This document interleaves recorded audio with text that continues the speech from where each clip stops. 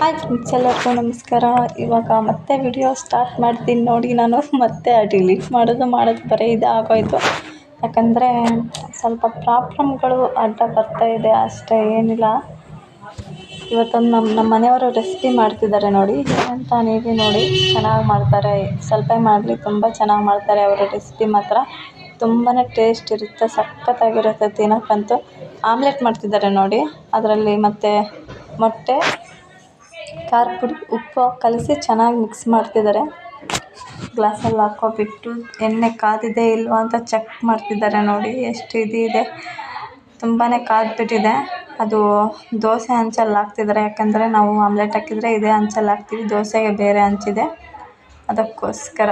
ಅದು ಉಬ್ಬಿದೆ, ಅವು ಸೈಡಿಗೆ ಹಾಕ್ತಿದ್ದಾರೆ.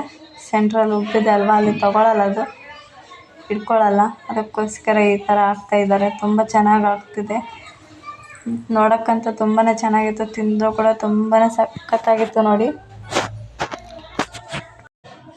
ಇದೇನು ಅಷ್ಟು ಸ್ಪೆಷಲ್ ಅಂತಲ್ಲ, ಎಲ್ಲರೂ ಮಾಡೋದೇ. ಆದರೆ ಇವರು ಸ್ವಲ್ಪ ಚೆನ್ನಾಗಿ ಮಾಡ್ತಾರೆ, ಟೇಸ್ಟಾಗಿರುತ್ತೆ. ಅದೇ ಥರ ನಾನು ಮಾಡಿದರೆ ಕೂಡ ನಾನು ಬೇರೆ ಥರನೇ ಮಾಡ್ತೀನಿ, ಇವರು ಬೇರೆ ಥರನೇ ಮಾಡ್ತಾರೆ. ಅದಕ್ಕೋಸ್ಕರ ಈ ಥರ ವೀಡಿಯೋ ಮಾಡಿದೆ ಅಷ್ಟೇ. ಇನ್ಮೇಲೆ ಆಗಾಗ ಒಂದು ವೀಡಿಯೋ ಬರ್ತಾ ಇರುತ್ತೆ, ಯಾಕಂದರೆ ನಮಗೂ ಅಷ್ಟು ಟೈಮ್ ಇಲ್ಲ. ನೋಡೋಣ ಹೇಗಿರುತ್ತೆ. ಇಂಕ್ರೀಸ್ ಆಗ್ತಾನೆ ಇಲ್ಲ ವೀಡಿಯೋಸ್, ಅದಕ್ಕೋಸ್ಕರ ನಾನು ಬಿಡೋಕ್ಕೂ ಮನಸ್ಸಾಗ್ತಾ ಇಲ್ಲ. ಇವಾಗ ನೋಡಿ, ಫಾಲ್ಟ್ ಮಾಡಿದೆ, 2 ಹೋಳು ಆಗಿಬಿಟ್ಟಿದೆ. ಅದು ತೂತು ವಡೆ ಆದಂಗೆ ಆಗಿಬಿಟ್ಟಿದೆ. ಚಾನಲ್ನ ಸಬ್ಸ್ಕ್ರೈಬ್ ಮಾಡ್ಕೊಳ್ಳಿ. ಹಾಗೆ